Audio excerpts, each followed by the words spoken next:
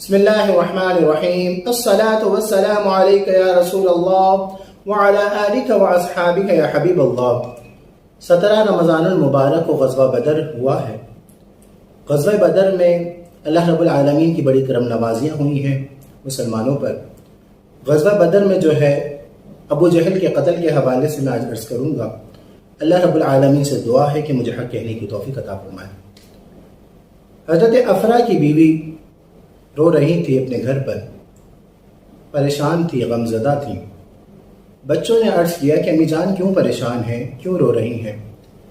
انہوں نے کہا کہ مسلمان جنگ کی تیاری کر رہے ہیں، آج کاش تمہارے ابا جان زندہ ہوتے تو وہ بھی اس غزوے میں شریک ہوتے۔ غزوہ کہتے ہیں جس میں آقا علیہ الصلوۃ والسلام بذات خود جسمانی طور پر تشریف لے آئے ہوں، جسمانی طور پر بذات خود شریک ہوئے ہوں، اس کو غزوہ کہتے ہیں، اور جس میں آقا علیہ الصلوۃ والسلام بذات خود تشریف نہ لائے ہوں اس کو سریہ کہتے ہیں۔ مسلمان اور کفار کی سب سے پہلی جنگ تھی وہ غزوہ بدر تھی۔ آقا علیہ الصلوۃ والسلام صحابہ کرام کے ساتھ تیاری کر رہے تھے، اور جب افرا کی بیوی نے رو رہی تھی تو بچوں نے عرض کیا کہ امی جان آپ کیوں پریشان ہوتی ہیں، ہم جائیں گے، ہم اس غزوے میں شریک ہوں گے، اس جنگ میں شریک ہوں گے۔ تو امی نے کہا دیکھیں آج یہ حال ہوتا ہے، جو عام مسلمان ہیں ان کی تو بات ہی کچھ اور ہے، وہ تو الگ بات ہے، لیکن اگر کوئی آج نماز پڑھتا ہے، متقی پرہیزگار اپنے آپ کو کہلاتا ہے، اس سے آپ جہاد کی بات کر کے دیکھ لیں تو وہ بھر کہے گا بھائی جان ہے تو جہان ہے، وہ دور بھاگے گا۔ اور جب سے مسلمانوں نے جہاد کو چھوڑا ہے ذلیل و رسوا ہے۔ اللہ رب العالمین قرآن میں فرماتا ہے قُلْ إِنْ كَانَ آبَاؤُكُمْ وَأَبْنَاؤُكُمْ وَإِخْوَانُكُمْ وَأَزْوَاجُكُمْ وَعَشِيرَتُكُمْ وَأَمْوَالٌ اقْتَرَفْتُمُوهَا وَتِجَارَةٌ تَخْشَوْنَ كَسَادَهَا وَمَسَاكِنُ تَرْضَوْنَهَا أَحَبَّ إِلَيْكُمْ مِنَ اللَّهِ وَرَسُولِهِ وَجِهَادٍ فِي سَبِيلِهِ۔ تم جن چیزوں سے محبت کرتے ہو، عموماً جو ہے لوگ 8 چیزوں سے محبت کرتے ہیں، ماں باپ سے محبت کرتے ہیں، اولاد سے محبت کرتے ہیں، بہن بھائیوں سے محبت کرتے ہیں، بیویوں سے محبت کرتے ہیں، قبیلوں سے محبت کرتے ہیں، مال سے محبت کرتے ہیں، کاروبار سے محبت کرتے ہیں، گھروں سے محبت کرتے ہیں۔ تمام چیزوں سے محبت کرنے کا حکم دیا ہے، لیکن اللہ نے فرمایا کہ ان سب سے زیادہ اللہ سے، رسول اللہ سے اور جہاد فی سبیل اللہ سے محبت کرو۔ آج ہم جہاد کے نام سے ہی گھبرا جاتے ہیں، اور قربان چاہیے ماں، ایک عورت وہ چاہ رہی ہے، اس کی خواہش ہے کہ کاش میرا شوہر ہوتا تو جنگ میں شریک ہوتا، غزوے میں شریک ہوتا۔ شادی سے پہلے عورت کا ساتھی ہوتا ہے، سہارا ہوتا ہے، باپ اور بھائی ہوتا ہے، لیکن شادی کے بعد سب سے پہلا اور بڑا سہارا شوہر ہوتا ہے، اور اس کے بعد بچے ہوتے ہیں۔ اور وہ افرا کی بھی یہ تمنا کر رہی تھی کہ کاش میرا شوہر ہوتا اور جہاد میں شریک ہوتا۔ بچوں نے عرض کیا امی جان پریشان نہ ہو، ہم ہیں، ہم شریک ہوں گے۔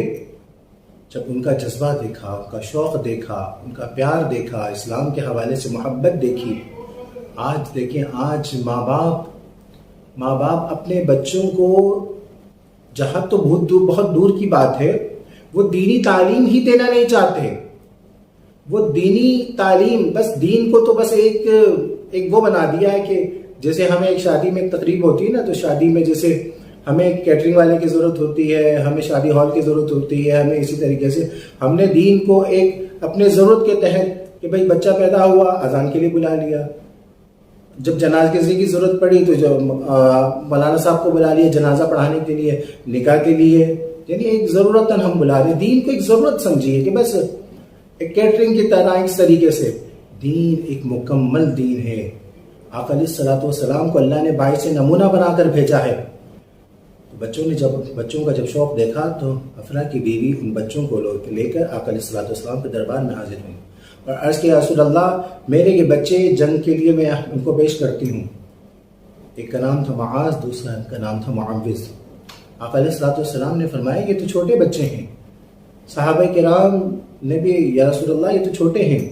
انہوں نے کہا جب ان کا شوق دیکھا، ان کا جذبہ دیکھا، یاد رکھیے ماں کے لیے ایک بچوں کا، باپ شوہر کے بعد ایک بچوں کا ایک سہارا ہوتا ہے، لیکن قربان چاہیے اس افرا کی بیوی کی قدموں کی خاک پر ہم لوگ قربان ہو جائیں۔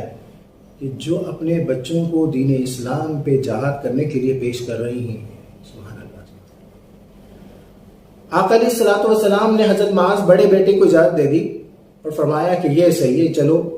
تو چھوٹے بیٹے حضرت معاویہ نے عرض کیا یا رسول اللہ صلی اللہ علیہ وسلم میں چھوٹا ضرور ہوں لیکن لڑائی میں اپنے بڑے بھائی سے زیادہ وہ ہوں، لہٰذا آپ لڑائی کروا کے دیکھ لیں، اگر میں جیت جاؤں تو مجھے بھی شریک کریں. سبحان اللہ، کیا بات ہے، وہ کیا نظارہ ہوگا. آقا علیہ الصلوۃ والسلام مسکرانے لگے اور آقا علیہ الصلوۃ والسلام نے دونوں کی لڑائی کروائی. اب جب دونوں لڑنے کے لیے آپس میں ایک دوسرے کو پکڑا تو چھوٹا بھائی بڑے بھائی کو کہتا ہے بھیا جان آپ کو تو اجازت مل گئی ہے، تھوڑا سا گر جائیے تو مجھے بھی اجازت مل جائے گی. سبحان اللہ سبحان اللہ. آقا علیہ الصلوۃ والسلام جن کو اللہ رب العالمین نے وعلمک ما لم تکن تعلم غیب کا علم عطا فرما دیا، آقا علیہ الصلوۃ والسلام نبوت کے صدقے سمجھ گئے، مسکرانے لگے اور وہ شوق و جذبہ دیکھ کر آقا علیہ الصلوۃ والسلام نے فرمایا کہ دونوں شریک ہو جاؤ. حضرت عبد الرحمن بن عوف کہتے ہیں کہ جب غزوہ بدر کے دن جب جنگ بڑے زوروں پر تھی، بڑا مقابلہ چل رہا تھا، دونوں بچے چلے آئے اور آ کر پوچھا کہ چچا ابو جہل کہاں ہے؟ انہوں نے کہا کیوں کیا کرو گے؟ کہنے لگے وہ ہمارے نبی کا دشمن ہے، ہم اس کو قتل کریں گے. انہوں نے کہا کیسے قتل کرو گے؟ وہ تو اتنے سارے تقریباً 950 یا 1000 کے تقریباً کفار کے درمیان وہ تھا. اور کہا کہ کیسے قتل کرو گے؟ کہا نہیں ہم قتل کریں گے. کہا آپ صرف بتائیے. انہوں نے اشارہ کیا فلاں جگہ پر، وہ سامنے. وہ کہنے لگے کہ بجلی کی تیزی سے وہ بچے بھاگے چلے گئے. کہنے لگے میں نے دیکھا وہ بچے ایک دم غائب ہو گئے. چھوٹے چھوٹے سے بچے تھے، گھوڑوں کے نیچے سے گزرتے ہوئے فوراً ابو جہل کے پاس پہنچے. ابو جہل کے جس گھوڑے میں بیٹھا ہوا تھا، زرے پہنا ہوا تھا اور بہت ہی جیسے جنگی جو ہے وہ لباس پہنا ہوا تھا. دونوں بچوں نے کیا کیا، پہلے تو گھوڑے کے جو پاؤں ہیں ان کو کاٹ دیا، ایک دم گھوڑا نیچے گرا. جیسے ابو جہل نیچے گرا اور اس پہ حملہ کر دیا. جب ابو جہل پر حملہ کیا تو کفار مکہ نے، کفار قریش نے انہوں بچوں پر حملہ کر دیا. ایک بھائی جو ہے حضرت معاذ کا الٹا ہاتھ کٹ گیا اور ایسا کٹا کہ لٹکا ہوا ہے، ہاتھ لٹکا ہوا ہے. اب وہ جو سیدھے ہاتھ سے لڑائی کر رہے ہیں، وہ کفار مکہ کو، مسلمانوں کے جو دشمن ہیں ان کو مار رہے ہیں اور چھوٹے سے ہو کر لڑ رہے ہیں. اور لڑائی کے دوران یہ ہاتھ لٹکا ہوا ہے تو انہوں نے کیا کیا، پاؤں کے نیچے اپنے ہاتھ کو رکھ کر ایک دم کھینچا اور اس ہاتھ کو نکال دیا. بتا دیا کہ اگر اپنا ہی ہاتھ اگر جنگ کے دوران، اسلام کے دوران اگر وہ رکاوٹ بن رہا ہو تو اس ہاتھ کو ہی کاٹ دینا چاہیے.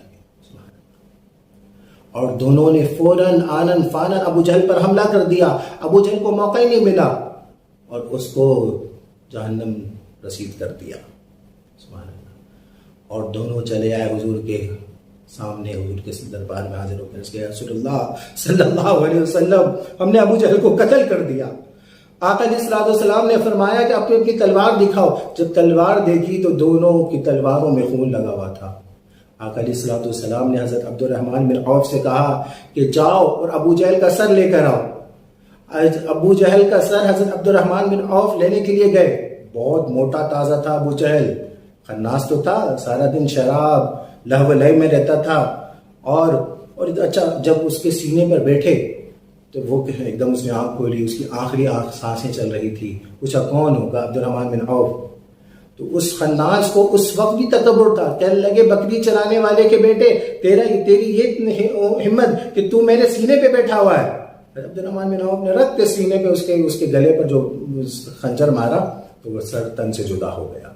وہ کہتے ہیں کہ اتنا بھاری بھرکم اس کا سر تھا کہ اس کو میں نے رسی سے باندھ کر کھینچ کر لایا اور کھینچ کر لا کر جسے آقا علیہ الصلوۃ والسلام کے دربار میں پیش کیا، ان کے قدموں میں رکھا. آقا علیہ الصلوۃ والسلام سجدے میں چلے گئے اور اللہ کا شکر ادا کیا. آقا علیہ الصلوۃ والسلام فرماتے ہیں ہر نبی کے دور میں ایک فرعون ہوتا ہے، میرا فرعون ابو جہل تھا. ابو جہل تھا. آقا علیہ الصلوۃ والسلام نے شکرانہ ادا کیا. اللہ رب العالمین کی بڑی کرم نوازی ہوئی.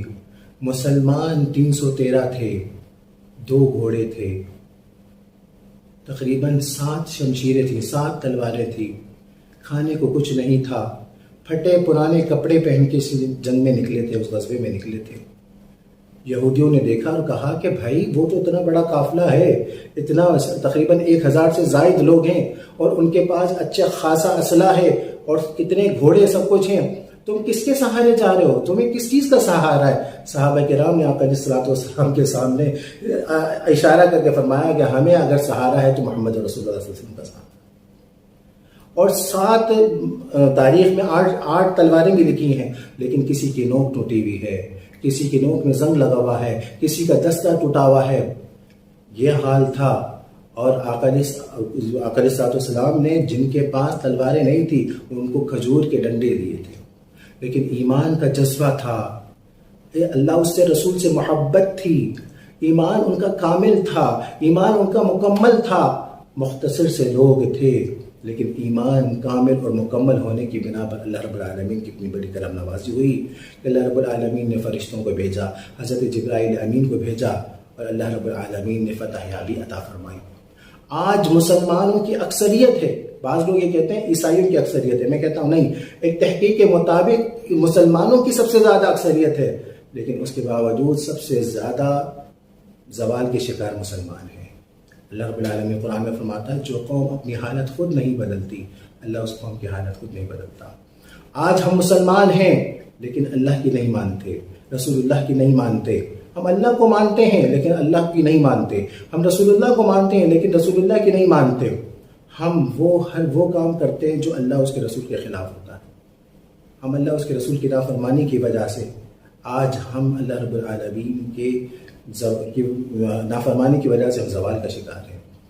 آج اگر ہم اپنے آپ کو تبدیل کر لیں گے، آج اگر ہم اللہ اس کے رسول کی فرما برداری کر لیں گے، اللہ اس کے رسول کے احکامات پر عمل کرنے لگیں گے، تو پھر دیکھیے اللہ رب العالمین کی کتنی کرم نوازیاں ہوتی ہیں، اللہ رب العالمین کی کتنے کرم نوازیاں ہوتی ہیں. اور مسلمان آج 2 معاملات بہت زیادہ ہیں. ایک تو مسلمانوں کو دین کی معلومات ہی نہیں ہے، دینی معلومات کی، یعنی علمی طور پر مسلمان بہت پیچھے ہیں. آج ہمارا شوق کیا ہے کہ بچے ڈاکٹر بن جائیں، انجینئر بن جائیں، پائلٹ بن جائیں، سائنٹسٹ بن جائیں، کوئی دینی تعلیم دلانے کا کوئی. ارے بھائی آپ ضرور بضرور ڈاکٹر بنیں لیکن ایک ساتھ قرآن بھی پڑھیں، عالم بھی بنیں. آپ ضرور بضرور انجینئر بنیں لیکن ساتھ میں عالم بھی بنیں. آپ ضرور بضرور سائنٹسٹ بنیں لیکن ساتھ میں عالم بھی بنیں. آپ ضرور بضرور پائلٹ بنیں لیکن ساتھ میں دین علم بھی سیکھیں. جب دینی علم معلومات ہوگی تو عمل ہوگا نا. تو اس وقت مسلمان جو ہے دینی علم نہ ہونے کی وجہ سے، علم کی کمی کی وجہ سے، اور دوسری جب علم ہی نہیں ہے تو عمل کیا کریں گے؟ مثال کے طور پہ اگر آپ کو کوئی کہے کہ کڑھائی بنا کے دو یا چائے بنا کے دو، تو آپ کو چائے بنانے آتی ہوگی تو چائے بنائیں گے نا. آپ کو کڑھائی بنانے آتی ہوگی تو آپ کڑھائی بنائیں گے نا.